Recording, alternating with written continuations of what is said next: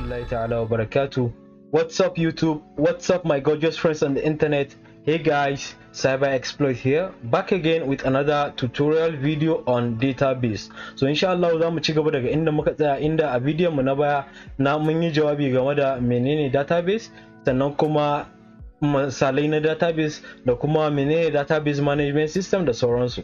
So ba tare da bata lokaci ba, a wannan help.txt din ba shi da amfani kuma. Okay, so za mu je mu buɗe db ko mu ce database din mu.py. okay, so domin amfani da database a cikin Python, abu na farko da kake bukata shine zaka importing wannan database. Zamu ce inda nace zamu yi amfani da Sqlite3 ne a cikin Python a matsayin database din mu. So bayan mun yi importing ɗinta, abu na gaba da muke bukata shine zamu yi connecting din database din mu, zamu yi creating database din mu. So domin yin haka zamu yi declaring variable, mu kira shi da con. By default zaka iya kiran shi kowane irin suna ne, amma kuma yawanci an fi amfani da con, so shi yasa nake recommending ku yi amfani da con.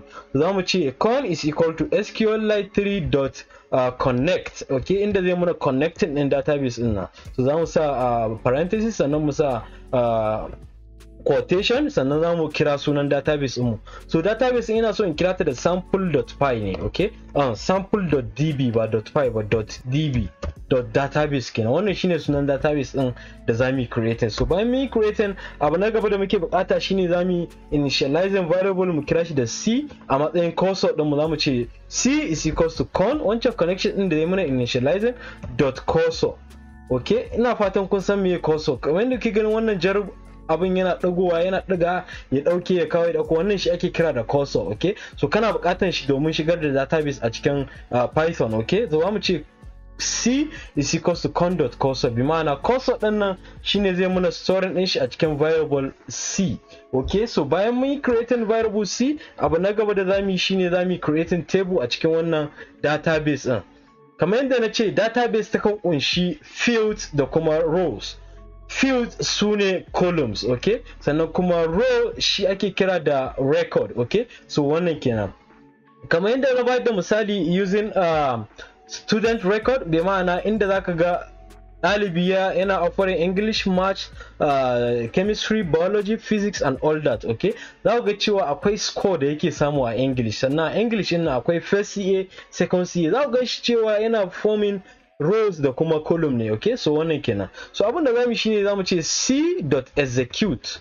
okay, execute shine command din da zamu yi, bi ma'ana zai aiwatar da shi kenan, shi ake kira da execute. So nan zamu yi amfani da triple quotation. okay, bayan mun yi amfani da triple quotation, sannan zamu fara rubuta table din mu da capital letter. zamu ce create table, sai mu rubuta sunan table din, zamu kira shi da sample. okay, sample, sannan zamu ba da space, sai mu sa parenthesis haka guda biyu. So abin da zai muna creating a cikin wannan table din shine zai fado a cikin wannan parenthesis din.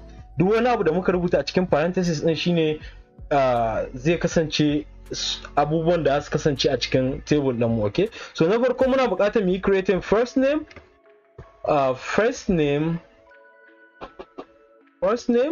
sannan kuma data type din wannan first name din.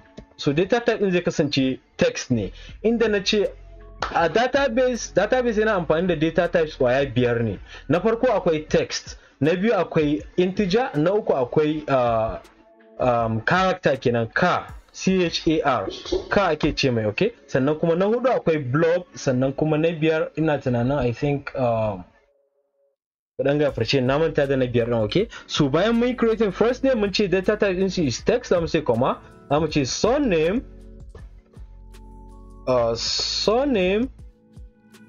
data type din shi ma zai kasance text ne, sannan mu sa comma, sannan mu ce dob, bi ma'ana date of birth kenan, dob muna so ya kasance shi ma text.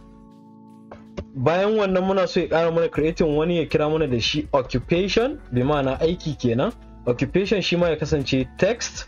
Bayan wannan da karshe muna bukatan field mai suna age, shi kuma age muna so ya kasance integer ne, integer kuma yakan kasance nambobi kenan. okay, text kuma yakan kasance harufa, alphabet. okay, so wannan kenan. So bayan mu creating table, abu na gaba da muke bukata shine mu ce